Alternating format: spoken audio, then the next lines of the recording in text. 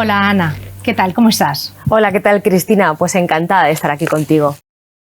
Ana, hablamos de que es un superpoder la alegría y de repente yo veo que la gasolina está por las nubes, que las hipotecas nos van a subir, que el telediario no para de darnos malas noticias. ¿Realmente, Ana, es decisión nuestra ser alegres o no? Por supuesto que ser alegres o no es una decisión, porque además yo hay una cosa que utilizo mucho y es que siempre digo que cuando la realidad exterior tiembla hay que volver a la consistencia interna, que de ahí es de donde nosotros podemos hacer nuestro barco fuerte. Nosotros podemos perfectamente cultivar esa actitud y esa alegría de vivir siempre y cuando, lo digo, no haya un cuadro más severo, siempre y cuando estamos hablando de una psicología de la vida cotidiana donde la alegría no es solo la emoción por un reconocimiento, por un premio, por un encuentro, sino la alegría es una actitud en la que yo me levanto y decido que ese día puede ser un bonito día. Ana, la escritora estadounidense Pearl Buck decía que muchas personas se pierden las pequeñas alegrías esperando el momento de la gran felicidad. Quizá esto es porque tenemos nuestras expectativas siempre muy altas y al final nos acabamos frustrando. ¿Hay alguna receta para que seamos capaces de disfrutar de estas pequeñas cosas que nos da la vida? Por supuesto que hay pequeñas recetas y grandes recetas para disfrutar de todas esas cosas pequeñas y grandes que nos da la vida. Hay una frase que me encanta que dice: no solamente éramos felices, sino que además lo sabíamos. Qué importante es saber que eres feliz, porque el cerebro tiende a querer completar, tiende a querer ver la realidad perfecta, y eso es un sesgo que tenemos que saber de nuestro cerebro que no va a nuestro favor. Conociéndolo podemos hackearlo. ¿Qué hacemos? En lugar de mirar todo lo que hay que completar en nuestra vida, todo aquello que nos hace infelices, todo aquello que no está, pues lo que me falta, el piso que no tengo, las vacaciones que no me han dado, el problema con mi suegra, nos vamos a centrar en todo aquello que tienes y vamos a hacer un ejercicio justo para la vida, honesto, noble, reflejando en un cuaderno qué es lo que yo tengo en mi vida y qué me falta realmente, y que cada uno saque sus propias conclusiones. Desde luego me parece que es una receta que deberíamos aplicarnos todos. Ana, tú eres doctora en neurociencia y se ha descubierto que el cerebro, la neuroplasticidad que tiene el cerebro, que es un gran avance, desde luego. Eso quiere decir que nosotros podemos moldear el cerebro a nuestro antojo. Ahora quiero ir por aquí, quiero ir por allá y puedo darle forma. ¿Cómo podemos hacer esto? Siempre remando a nuestro propio favor, claro. Hombre, por supuesto, la idea es que vayamos a nuestro favor, de ahí el carácter listo de la persona humana, de ahí la inteligencia de vida, de ahí que nosotros digamos, mi cerebro es una máquina potente, capaz, poderosa. El cerebro tiene una cantidad de facciones, de una cantidad de posibilidades, pero el cerebro no decide. Nosotros nos hemos creído que el cerebro es el que decide, y el cerebro no decide. El cerebro, dejado a su libre albedrío, trae a la mente, que es su función, y la función de la mente es pensante. Cuando la mente piensa para conseguir algo, construir algo, resolver un problema, esa mente está muy bien usada. Pero cuando esa mente piensa para darle vueltas consistentemente a un problema que ya pasó, o a un problema que tiene que venir, o que crees que va a venir, o que puede pasar, estamos yéndonos al pasado y al futuro en una realidad que no existe, nos metemos en lo que yo llamo la rueda de hámster y no salimos de ahí. Entonces nosotros somos los encargados de decir al cerebro: no necesito ahora estos pensamientos, gracias, pero no. ¿Cómo se consigue esto? Intentando silenciarnos un poquito, bajando el nivel de pensamientos, bajando al cuerpo, practicando técnicas de presencia plena de aquí y ahora. De esta manera haremos que nuestro cerebro descanse, esté mucho más tranquilo, y nosotros, por consecuencia, también, y tengamos esa sensación de que nuestro cuerpo o nuestra cabeza no va en contra de nosotros, sino que el cuerpo va a nuestro favor porque así lo conocemos y así lo gestionamos. En España son ya casi 5 millones de personas las que viven solas. De ellas, 850.000 son ancianos mayores de 80 años. ¿Cómo afecta, Ana, la soledad a nuestro estado de ánimo? Muchísimo. La soledad a nuestro estado de ánimo afecta muchísimo. Ten en cuenta que nosotros somos seres sociales. El ser humano es un animal racional que su instinto de supervivencia necesita relacionarse con los demás. De hecho, las conductas más prosociales, las conductas más evolucionadas, nacen de la oxitocina, que es ese neuroquímico que tenemos que se fomenta con la interacción social, con el contacto de la mirada plena, con la escucha desde el corazón, con el tacto humano, con el abrazo, con ese olor de las personas a las que queremos. Entonces, en soledad, lo que hacemos es que ese neuroquímico no se fabrica, y al no fabricarse empieza a desequilibrar el resto de mecanismos químicos que hacen que mantengamos nuestra estabilidad emocional, con lo cual la soledad es uno de los precipitantes de la depresión. Y luego, por ejemplo, este valor potencial que tiene un abrazo. Cuéntanos esto, como un abrazo de 8 segundos, lo que genera en tu cerebro, y si encima ya es un abrazo de estos infinitos, podemos llegar a la luna. Es un tip, la verdad, y voy a mirar a las personas que nos están viendo, es un tip que por favor recomiendo a todo el mundo. Sé que en época de pandemia ha sido algo que no hemos podido hacer, pero no olvidemos el poder del abrazo. Y el poder del abrazo no porque sí ni porque somos cultura.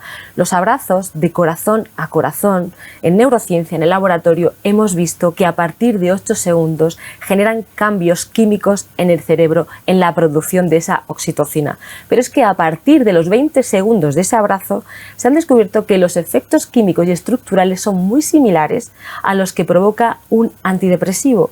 Con lo cual el titular podría ser que un abrazo de corazón a corazón con un tiempo determinado puede ser de los mejores antidepresivos que podemos tener. Sobre todo sabiendo que en España estamos a la cabeza de consumo de antidepresivos y ansiolíticos. O sea que más abrazos y menos pastillas. Me encanta el titular, más abrazos y menos pastillas. Muy bien. Yo decía siempre, más reír y menos discutir, porque por la risa también va. Sí. Va por un montón de acciones. Sí. O más ser feliz y menos querer tener razón, que es otro de los... Bueno, nos podríamos ver efectivamente. Es que va por ahí, el más agradecimiento y menos queja. Sí. Vamos en el ser naturales, el fluir con la vida de una manera más natural sin complicarnos todo, que es eso, el cerebro que al final nos machaca y nos hace ir por donde no queremos, ¿no? De hecho, hablando precisamente del cerebro, de los 60 o 70.000 pensamientos que tenemos a diario, el 90% son repetitivos y negativos. Ana, teniendo tantos pensamientos negativos, ¿cómo, aunque sea un superpoder la alegría, cómo podemos estar alegres? ¿Qué podemos hacer para revertir esos pensamientos negativos y transformarlos en positivos? Que son muchos, que estamos hablando del 90% de 70.000 pensamientos, o corrígeme. Pues es que, primero, tenemos un sobreexceso de pensamiento y tenemos además una sobrevelocidad. Y esto lo hemos visto por cómo trabajamos con las ondas del cerebro. Nosotros habitualmente deberíamos de funcionar en una onda que es alfa, que es serían 4 ondas de electricidad por segundo. ¿Qué nos pasa habitualmente? Al estar metidos en ese ritmo frenético de vida, en estar aquí y no estar aquí, en estar aquí pensando en qué voy a hacer cuando salga, en una agenda que cuando la ves por la mañana dices, ¿me dará mi tiempo a acabar todo esto? Con la sensación que llegas a la noche de no me da la vida. Yo cuando escucho esas frases digo, madre mía, estas frases tenemos que salir de ellas. Todo ese tipo de acciones hace que nuestro cuerpo, que está muy preparado para tener estrés y para sobrellevarlo, cuando ese estrés es creado y excesivo y lo podemos manejar, entonces nos enferma. ¿Qué pasa con los pensamientos? Los pensamientos empiezan a ir a una velocidad muy rápida y se instalan en nuestra cabeza. A mayor nivel de estrés, menos capacidad de pensar bien tenemos, porque el circuito emocional con el pensamiento positivo se corta. ¿Qué pasa? Que el nivel de estrés hace que estemos centrados en aquello que tenemos que solucionar. ¿Por qué? Porque el cerebro, como quiere ayudarte, piensa que si atiendes aquello que puede ser peligroso, aquello que está pendiente, te va a ayudar. Y entonces volvemos a meternos en ese bucle en el cual estamos haciendo una autopista muy consistente y muy duradera, que es la conexión entre 2 neuronas o entre muchas, con un mismo pensamiento que encima nos hace daño y nos cambia una química y nos salta el cortisol. ¿Qué hacemos con esto? Fijar memoria. ¿Y qué podemos hacer con esto? Y ahora es cuando yo lo digo. La memoria no se olvida. La memoria, afortunadamente, la memoria no se va, porque con memoria, gracias a la memoria, podemos seguir aprendiendo y podemos seguir haciendo cosas en nuestra vida y mejorando. Pero, ¿qué es lo que podemos hacer? Podemos construir una vía igual de fuerte y de consistente en el lado alternativo. Si yo estoy pensando continuamente en algo que me preocupa, negativo, que puede ser peligroso, me voy a dedicar a pensar el doble o el triple en aquello que es la solución, o que me da paz, o que me da calma, o mi lugar de tranquilidad, esa escena, esa visualización, esas personas, me voy a dedicar a eso. Y si puedes, además, bajar el nivel de pensamiento y bajarte a los sentidos, mejor. Técnicas para bajar a los sentidos. La ducha. ¿Me ducho por la mañana pensando en lo que voy a hacer al salir de la ducha? ¿O me ducho por la mañana sintiendo el agua, calentita, el olor del gel, si usas esponja o no, la textura de la toalla? la atención plena? La atención plena, pero esa atención plena que parece que dices, vale, vamos a hablar al cuerpo, esa atención plena es medicina para tu mente, medicina para tu paz, medicina para tu bienestar, medicina para esa ansiada y anhelada felicidad. Ahí está. Sí. Lo que pasa es que muchas veces te dicen, vas al psicólogo, por ejemplo, y te dice, tú suelta y confía. Y dices, ah, claro, sí, ¿y cómo lo suelto? ¿De qué manera puedo soltar todo esto? O sea, que son como caballos desbocados que me llevan a toda mecha. O sea, bueno, es que la frase de suelta y confía está muy bien, pero lo suyo es que un profesional te acompañe con las herramientas necesarias para que aprendas a aligerar la carga. Aligerar la carga podría ser quitar cosas de la agenda que a lo mejor no son necesarias o estrictamente necesarias que cumpla. Aligerar la carga, pequeños trucos pueden ser no querer que el día sea siempre productivo. Nos hemos metido en, parece que estamos en casa sentados y, ay, tengo que ordenar los armarios, ay, hoy realmente voy a hacer la compra, ay, pues a lo mejor tienes que hacerlo, pero a lo mejor también es bueno que te plantees, sí. ¿Y si no lo hago ahora, lo hago después o mañana? Sí, vivimos en el hacer continuamente. Productividad continua. Sí, y cuanto más productivos nos creemos, mejores. La productividad es maravillosa porque gracias a esa productividad del ego sano, la vida crece. Pero la productividad enfermiza hace mucho daño.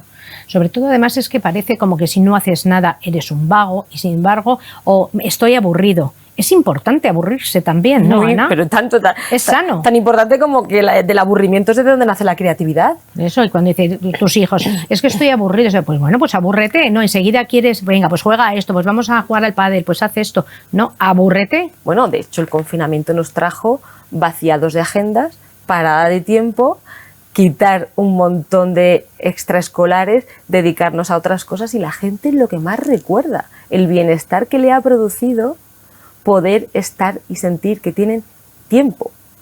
El tiempo es oro y esto es importantísimo saberlo. Y sobre todo, y vuelvo a lo mismo, producir es muy sano, pero siempre y cuando el hacer no se coma al ser. El ser tiene que estar conectado porque si no la felicidad no va a llegar. No. Para eso a lo mejor es importante, como cuentas tú en tu libro, educar las emociones, que dices que para llevar una vida saludable hay que educar las emociones, y uno de los tips, de las 20 sugerencias que das precisamente en tu libro, es no perder la alegría interior. Y hay veces que pienso, bueno, antes nos has comentado un poquito el tipo de alegría que hay, pero no perder. ¿Y si es que no la tengo? ¿Cómo no voy a perder algo que ni siquiera he conseguido tener? Esto me encanta porque la alegría, la felicidad, la paz, la calma, la serenidad que tanto buscamos fuera, no está fuera.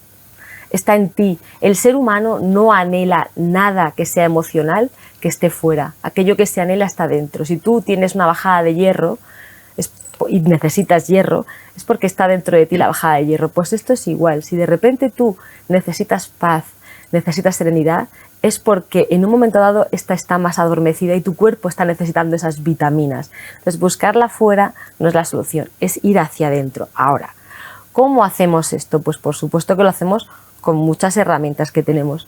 La alegría como actitud se parece mucho más a ese concepto de felicidad como actitud. La felicidad tiene 4 definiciones en la RAE y una de ellas es esa felicidad sostenida, esa felicidad que carece de causa, esa felicidad que uno se levanta y dice, ¿por qué? Hoy voy a ser feliz y voy a mirar el cielo, que me encanta, y voy a mirar la cara de mi hijo durmiendo, qué gracioso, y me voy a parar en esas pequeñas cosas, y voy a oler el café de la mañana, Y ese tipo de cosas. Ahora, si vamos corriendo, te levantas, te tropiezas ya por la mañana y ya dices, joder, ya me pega un golpe, vas a toda prisa, no llegas porque no has levantado tiempo, levantas a tus hijos, lloran, empiezas a meterte en ese estrés continuo, das un grito, ponen las noticias, se hunde el mundo, pues estás nutriendo la otra parte.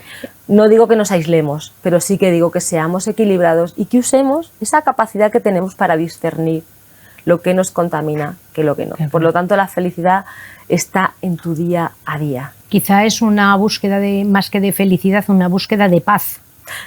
Lo acabas de decir, la felicidad se parece mucho más a la paz, al bienestar. Bienestar no de confort, sino bienestar interior. El confort interior, al bienestar, a la sensación de estar completo, de vivir en coherencia con lo que digo, con lo que hago, con lo que pienso, a sentirte en conexión contigo, a no sentir que te olvidas de ti. Con eso tiene mucho más que ver la alegría y la felicidad que con otra cosa. Que oye, la alegría exterior, por supuesto, el pico emocional que nos da una emoción de me han dado un premio, hombre, claro que sí, hay que disfrutarlo. Me ha tocado la lotería, oye, ha nacido el sobrino de mi prima, fenomenal. Ese tipo de eventos, celebraciones, hay que gozarlas porque el goce es una de las cosas importantes a practicar para ser feliz. Hay que gozar, pero también hay que estar consistentemente, internamente sostenido para que cuando el mundo tiemble, como ha temblado ahora, no sientas que se te cae la casa encima, sino que tú tienes unos pilares. Que no te derrumbas tú por dentro tampoco. Que puedes aguantar la incertidumbre, que puedes asumir el miedo, que puedes asumir el no saber qué va a pasar, viviendo día a día y respirando lo que tocaba vivir. Sí. Lo que pasa es que luego muchas veces, pues de repente te dicen, tienes que tener, que es algo también súper habitual últimamente, que lo estoy oyendo por todas partes, tienes que tener un propósito de vida.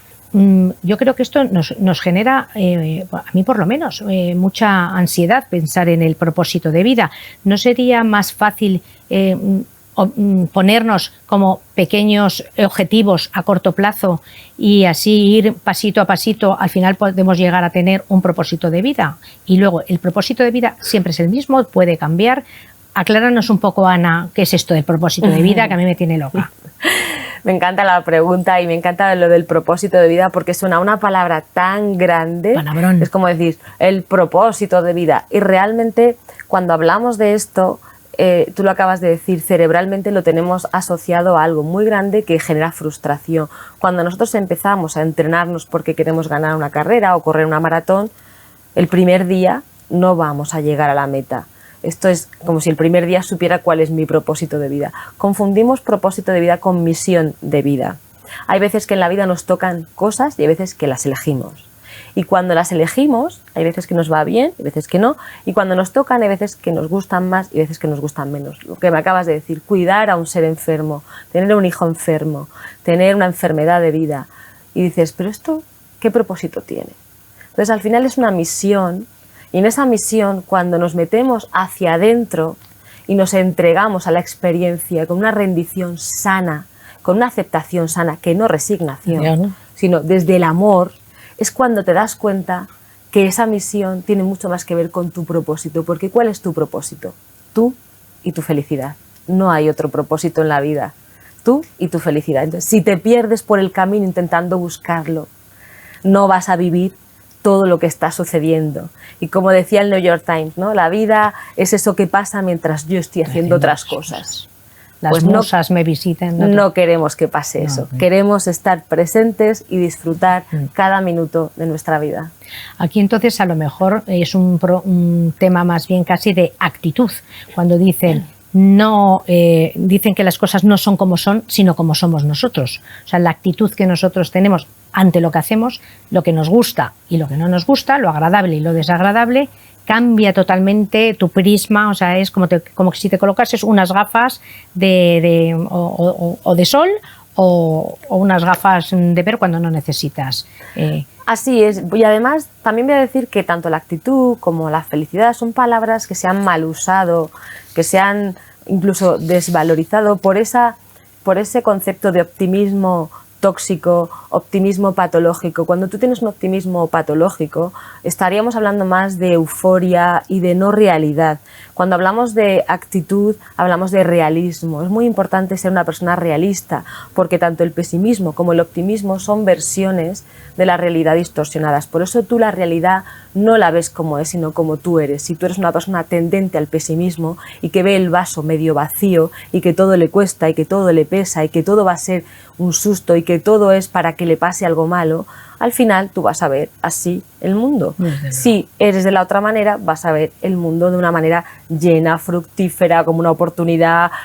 Pero ¿qué pasa cuando esos acontecimientos los ves también muy desviados? Pues ni un pesimismo extremo ni un optimismo, sino un realismo ajustado a ambos lados para que podamos ser lo más consciente posible. Por eso la realidad la vemos tal cual somos, pero yo, puestos a elegir, prefiero verla desde el punto de vista optimista, porque además me ayuda a sentirme más vital. Mucho mejor, claro. Has comentado algo sobre el vaso medio vacío, medio lleno, y recuerdo cuando leí tu libro que había un cuento relacionado con el vaso que me llamó mucho la atención. ¿Te apetece compartirlo? Sí, la verdad es que en este caso ese cuento, más que de la actitud de medio llena y medio vacía, porque para mí la actitud, como decíamos, es uno de los motores que mueve el mundo, pero actitud que tampoco se confunda como me tengo que estar todos los días contento, no, actitud para pedir ayuda, actitud para aceptar, actitud para callar, actitud para hacer. Al final es tu decisión la última. En el caso del vaso, es un cuento muy bonito de un profesor de psicología que a los alumnos les dijo, cogió un vaso medio lleno de agua y les dijo: ¿cuánto creéis que pesa este vaso? Y todos, pues cada uno daba, pues 200 gramos, 150 gramos, 1 gramo, cada uno decía su propuesta. Y entonces el profesor, en un momento dado, mantenía el vaso con el agua, dijo: pues el vaso pesa exactamente el tiempo que podemos aguantar la carga. Hablaba un poco de aligerar las cargas, que cuando tenemos algo que nos pesa o algo que tiene un valor o un peso en nuestra vida, muchas veces no es tanto en sí ese peso como lo que lo aguantas. Por ejemplo, llevada a las crisis. Tú pasas un pico de estrés en un ambiente laboral, familiar, de amistad, el cuerpo está preparado para afrontarlo y sobreponerse homeostáticamente. Pero cuando eso se mantiene mucho en el tiempo, nos enferma. De eso hablaba, de cuánto aguantamos cargas que a veces nos vienen de vida y a veces nos las ponemos nosotros. Y en la mayor parte de los casos nos las ponemos nosotros. ¿O echamos más leña al fuego? Sí, lo aumentamos. Claro, eso también. También me gustaría hablar contigo, Ana, sobre la alimentación. O sea, cuando hablamos de alimentación, ¿hay algún tipo de alimentos o formas de comer incluso que favorezcan a nuestro equilibrio emocional? Pero vamos, la alimentación y las emociones van en uno. Para empezar, las emociones siempre se han equiparado al agua. Entonces, la hidratación va muy unida a la emoción. El agua del cuerpo siempre se ha equiparado a las emociones, pero además la alimentación es muy responsable de nuestro bienestar. Sabemos que los azúcares hacen en el cerebro, tienen un efecto, azúcares refinados, sí, un efecto dañino, que cuando tienen los picos de subida y bajada, te producen alteraciones a nivel emocional, porque toda la parte de la microbiota intestinal se ve alterada. ¿Por qué es importante la microbiota intestinal? ¿Por qué es importante el eje intestino-cerebro? Porque el intestino, que se le llama ya el segundo cerebro, aunque yo estoy segura que va a haber un tercero y un cuarto, y para mí el corazón es otro. Para mí el corazón es otro cerebro, sí, que sabe, el corazón sabe antes que tu propio cerebro las cosas. Y el intestino también. ¿Qué le pasa al intestino? Pues que el intestino es responsable del 90% de la serotonina de nuestro cuerpo. Ese 90%, que es el que luego sube al cerebro, es la serotonina, es la responsable, el neuroquímico responsable del tu bienestar emocional. Se le llamaría la química de la felicidad. Igual que la oxitocina es la del amor, igual que la dopamina es la del placer, la serotonina es justamente lo que un antidepresivo te intenta ayudar para que se distribuya bien entre neurona y neurona. Esa es la serotonina. Entonces, ¿qué pasa con esto? Pues que en el intestino, cuando tú comes, necesitas algo que ayude a sintetizar esta serotonina. Y entre ellos están los alimentos ricos en triptófano. El triptófano es un aminoácido que no está dentro del cuerpo, se obtiene de fuera, y en los alimentos que están son las legumbres, los frutos secos, los lácteos, todos los alimentos que tengan triptófano, el plátano, van a ayudarnos a que se estabilice nuestro estado de ánimo y que tengamos una mucho mejor calidad de vida a todos los niveles. Ahora, que eso solo sería un efecto único para ser antidepresivo, no, el cuerpo humano no es solamente alimentación, el cuerpo humano es mente, alma, cuerpo, movimiento, alimentación, somos un todo, un compendio holístico donde todos tenemos que estar de la mano para tener este bienestar. Ana, al hilo de la frase que has dicho antes, que no solamente éramos felices, sino que además lo sabíamos, ¿hay alguna fórmula para poder medir el grado de felicidad que tenemos? Claro que hay fórmulas y además te voy a contar un cuento para medir el grado de felicidad. Fíjate que una de las definiciones que también se hace, que es que la felicidad es la consciencia de felicidad. Eduardo Punset decía que la felicidad está en la antesala de la felicidad, cuando te das cuenta que vas a ser feliz.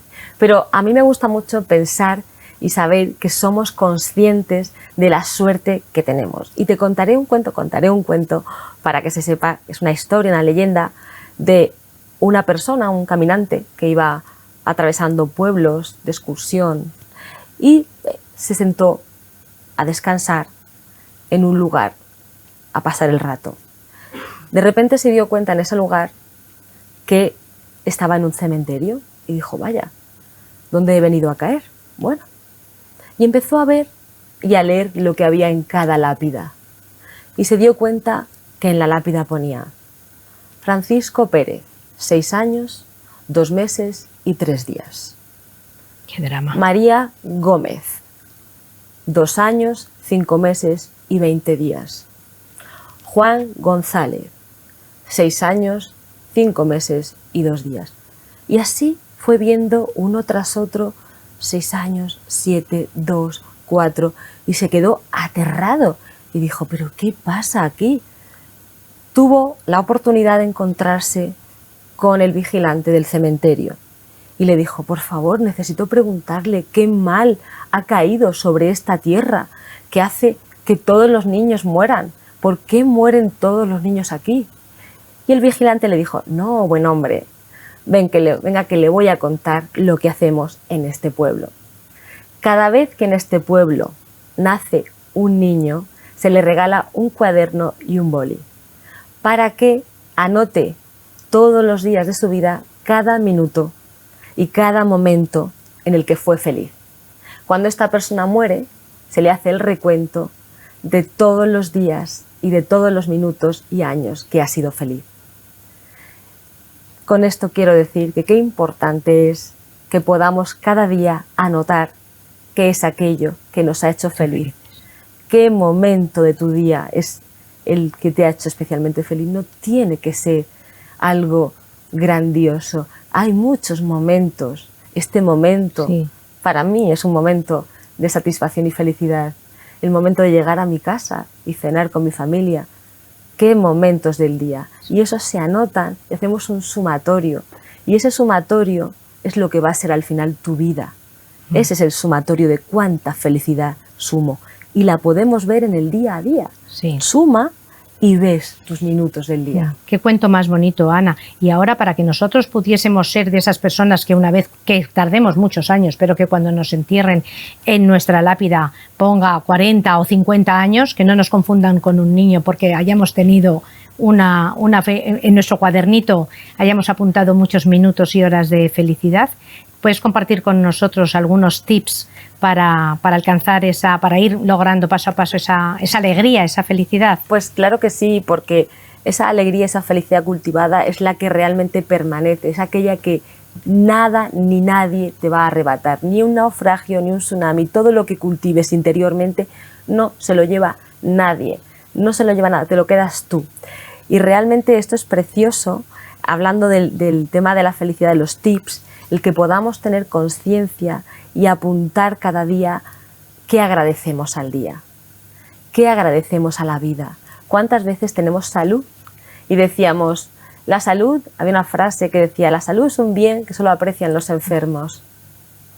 Y dices, pero pues yo quiero apreciar la salud a día de hoy. Cuando a mí me daban consejos de disfruta a tus hijos ahora, que luego se pasa el tiempo y no te das cuenta, yo tenía siempre esa frase en mi mente, por si acaso me iba del aquí y ahora, para disfrutar de cada minuto del momento y acordarme y sentir que lo he disfrutado. Bueno, ahora con 4, perdona que te interrumpa, con 4 hijos que tienes pequeños, no sé si todo será disfrute, vas a tener que hacer mucha labor. Pero fíjate las personas mayores que también dan consejos. Una tía abuela mía me decía, Ana, disfruta también ahora con tu marido y haz todo lo que puedas, porque lo que no hagáis ahora, luego a lo mejor no lo hacéis. Y yo son esas frases de sabiduría de vida que traigo a mí y digo, es que me traen sabiduría, me traen aprendizaje, me traen felicidad porque me traen al aquí y ahora, me devuelven al presente. Entonces, como tips, es agradezcamos en un cuaderno, agradezcamos al menos una cosa al día a tu vida, aquello que hay, porque seguro que hay mucho más de lo que imaginas.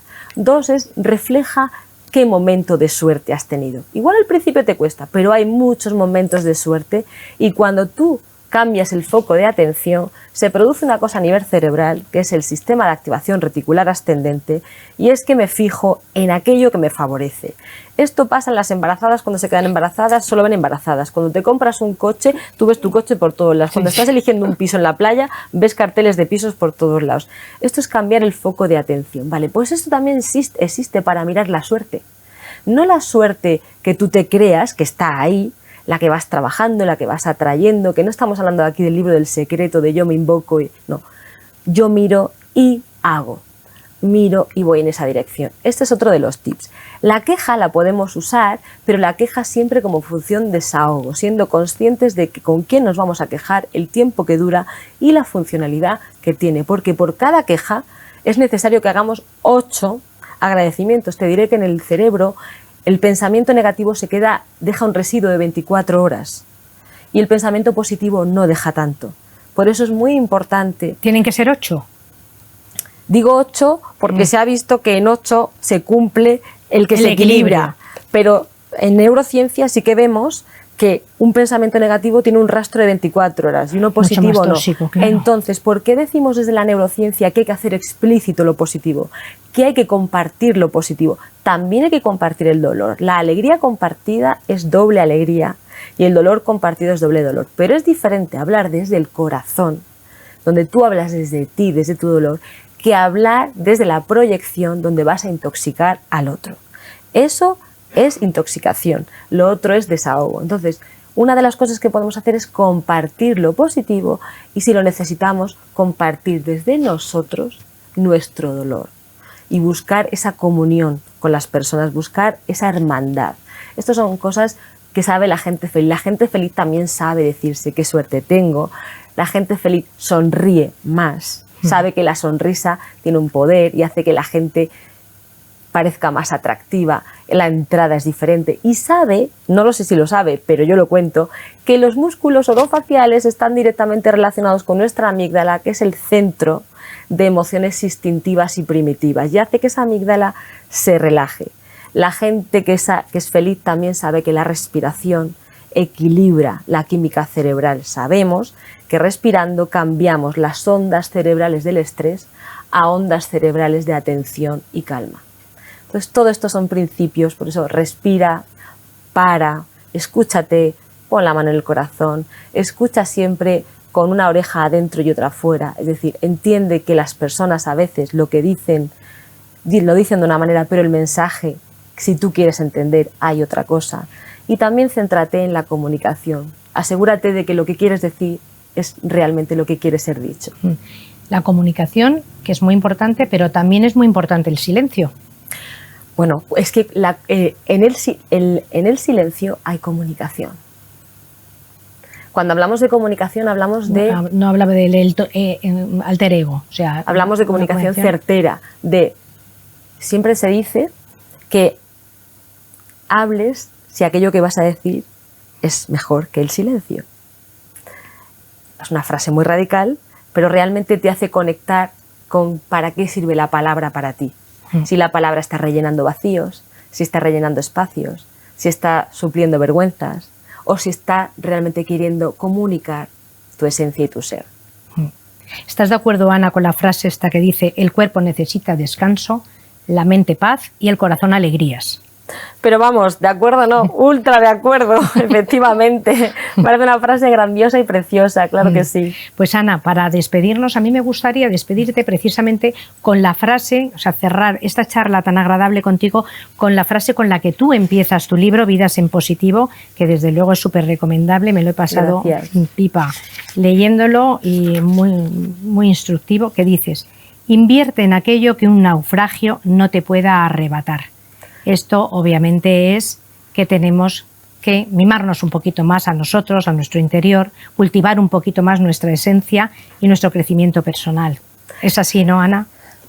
Diré que es una frase, la de invierte en aquello que un naufragio no te puede arrebatar, una frase que me marcó, que me marca y que me sigue trayendo al presente de invertir en uno mismo. Invertir en nosotros no es ser egoístas, es un acto de responsabilidad social, porque solo desde esa amabilidad, desde ese amor hacia ti mismo, tú puedes dar tu mejor versión. Y esto lo podemos hacer siempre desde esa actitud y desde esa voluntad que generamos con esta maravillosa frase en la cual me voy a despedir, si me lo permites, que es: el que siembra un pensamiento cosecha una acción. El que siembra una acción cosecha un hábito. Y el que siembra un hábito cosecha un destino. Así que no olvides nunca que tu destino empieza hoy y que tú eres el dueño de él.